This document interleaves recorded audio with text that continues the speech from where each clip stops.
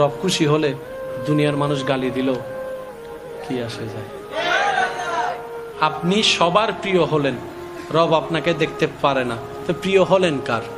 কেউ আপনাকে দেখতে পারে না, কিন্তু রব বলে যে জিব্রাইল ওই এটা আমার বান্দা, আমি ভালোবাসি।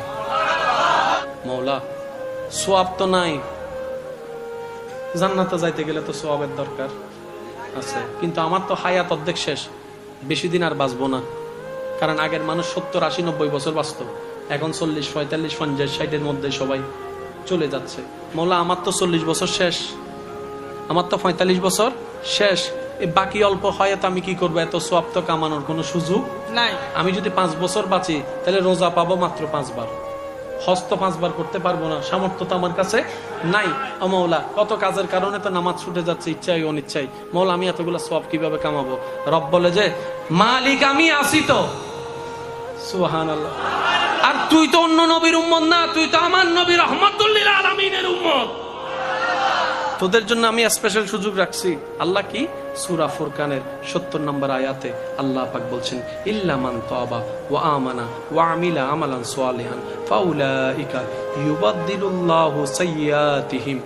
বান্দা, যদি তুমি তওবা করে নিজের অতীতকালের সমস্ত ভুল বুঝতে পেরে স্বীকার করে আমার কাছে সারেন্ডার করে মাপ চাওয়ার পরে যতটুক পারো ভালো কাজ করার যদি চেষ্টা করো, সুবহানাল্লাহ বলেন না, ভুল বুঝার পরে তওবা করার পরে ঈমান আনা শক্ত করে যতটুক পারো ভালো কাজ করার যদি চেষ্টা করো, ইউবাদদিলুল্লাহ, আমি আল্লাহ তোমার যত গুনাহ মাফ করেছিলাম 85 সাল থেকে 23 সাল পর্যন্ত, যত হাজার কোটি গুনাহ মাফ করে দিয়েছিলাম, গুনাহ মুছে দিয়েছিলাম, প্রত্যেকটা গুনাহকে আমি আল্লাহ বাম কান থেকে ডান কানে ট্রান্সফার করে গুনাহকে সওয়াব বানাই দিব। সুবহানাল্লাহ। যেতে হবে রবের দিকে, শয়তান টানতেছে নিজের দিকে। এই যে একটা শয়তানে টানতেছে, আপনি রবের দিকে যাচ্ছেন, এই যুদ্ধটা দেখতে রব বেশি খুশি হয়। আর একটু জোরে বলা যাবে সুবহানাল্লাহ। আপনি জানেন, আপনার যখন আজানের সময় হয়, আপনি প্রায় সময় খেয়াল করলে দেখবেন এমনি ঘুম আসে না, 1টা, 1:30, 2টা বাজে ঘুম আসে না, যখনই আজানের টাইম হয়, যখন আজানের সময় হয়,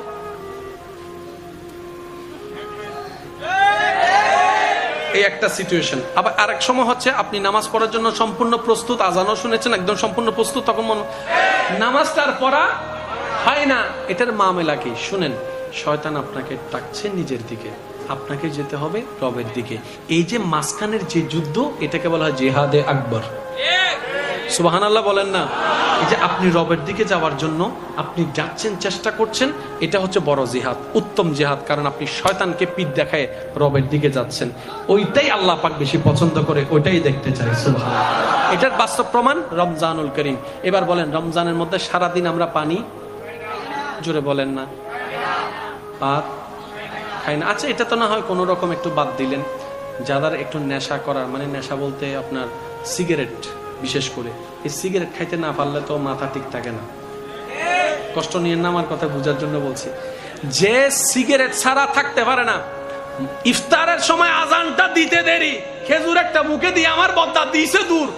যে মানুষটা সিগারেট ছাড়া থাকতে পারে না, সে কিন্তু সকাল 10টা কেউ সিগারেট দিলেও খাচ্ছে না।